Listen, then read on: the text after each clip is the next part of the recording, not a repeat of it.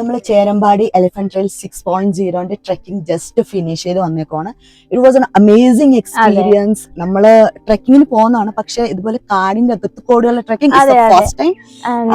എലിഫന്റിനൊക്കെ ആദ്യമായിട്ടാണ് നമ്മൾ ഇത്ര അടുത്ത് കാണുന്നത്. പിന്നെ കുറെ വൈൽഡ് ആനിമൽസ്, ലെപ്പേർഡ്, പിന്നെ കുറെ എൻഡേഞ്ചർഡ് സ്പീഷീസിനെ കണ്ടു.